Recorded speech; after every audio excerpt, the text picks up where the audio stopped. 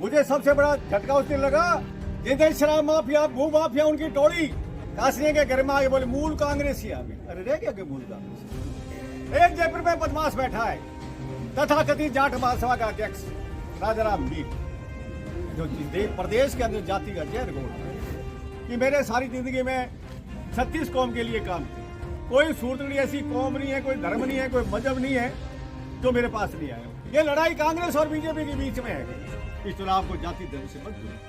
हम कांग्रेस के साथ हैं, हमें तो बीजेपी पर लड़ा है, इन सांप्रदायिक ताकतों का लड़ा है। साथियों, मैं लगातार पिछले 18 महीने से इलाके में घूम रहा था। मैं भी कांग्रेस का उम्मीदवार था, जुलेखा भी थी, गगन भी थे, अमित जी भी थे, सारे लोग हमने प्रयास किए। हमने लगातार प्रयास किए। प्रयास करने के बाद जो इस विधानसभा का स्थिति बनी है, जो ऐसी गंदी राजनीति बनी है कि एकाएक जिन्होंने 15 साल जिन चोरों ने राज किया शहर के अंदर, जिन्होंने इस शहर को लूटा, जी भर के लूटा, गरीबों को उजाड़ा, जाति के नाम से स्थानांतरण ट्रांसफर करवाएगी। क्या ये राजनीति है? गरीबों को उजाड़ दो, क्या एक जाति विशेष के लोगों को यहां से ट्रांसफर करवा दो। मुझे सबसे बड़ा झटका उस दिन लगा जिधर शराब माफिया भू माफिया उनकी टोली कासिया के घर में आ गए। कासिया के घर में आगे बोले मूल कांग्रेसी आ गए। अरे रह गया कि मूल कांग्रेसी। बीजेपी को समर्थन दे रही है मूल कांग्रेसी। उस दिन पीड़ा हुई, उस दिन भी पीड़ा हुई। एक जयपुर में बदमाश बैठा है तथाकथित जाट महासभा का अध्यक्ष राजाराम मीर, जो प्रदेश के अंदर जाति का जहर घोल। कभी मेरी जाति का मुख्यमंत्री बनना चाहिए, कभी मेरी जाति का जहाँ एक उम्मीदवार उनको वोट डाले चाहिए। ये भी हमारे सवाल हमारे दिल और दिमाग में, जेल में बड़ी पीड़ा थी। पीड़ा यह भी थी कि चारों तरफ लोगों की मानसिकता थी। हमने उसका स्टडी की, उसका अध्ययन किया कि हमें अब यू टर्न कैसा लेना चाहिए। मैंने घोषणा की थी, मैंने आप लोगों को टिकट मिले या नहीं मिले, मैंने बहुत इंटरव्यू दिए, लेकिन इस तरह के हालात पैदा हो गए कि कल 2 बजे मेरे पास माननीय मुख्यमंत्री सीएम हाउस से फोन आया कि आप लाइन पर रहेंगे, सीएम साहब आपसे बात करें। ये 2 बजे घट रहा है। 2 बजे के बाद 5:47 पर सीएम साहब का फोन आया। जो उन्होंने मेरे को बात की, वो बात मेरे समझ में आ गई। वो क्या आप चुनाव लड़के एमएलए बनने की स्थिति में होकर? मैंने कहा नहीं, तो कांग्रेस का रहने को काम कर सकते।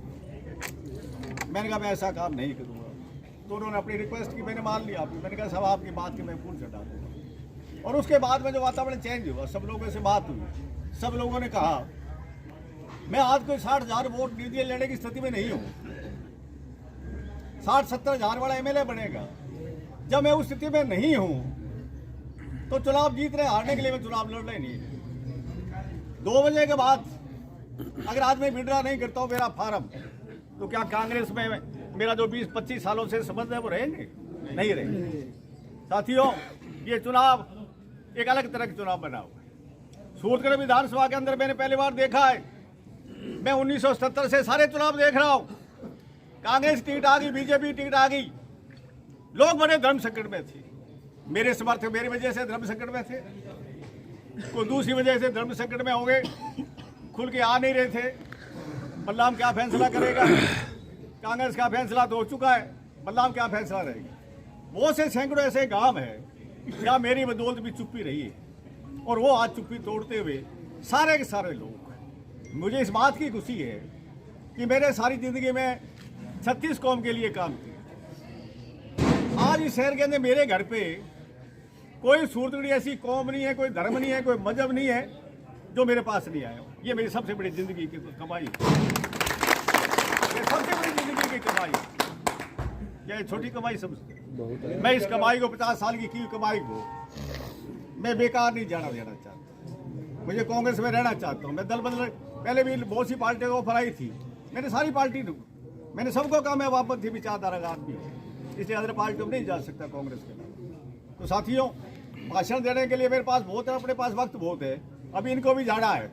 मैं आपसे निवेदन करना चाहूँगा कि जो लोग घरों में बैठे उनको घर से बाहर ले जाने का काम करें। सारे लोग आज ये हीरे और मोती के रूप में मुझे सारे समाज के लोग देख करके मुझे आत्मा से इस बात की खुशी है कि कांग्रेस की टीम को अब जिता के नहीं, भारी बलों से जिता के भेजे, भारी मतों से जिता के।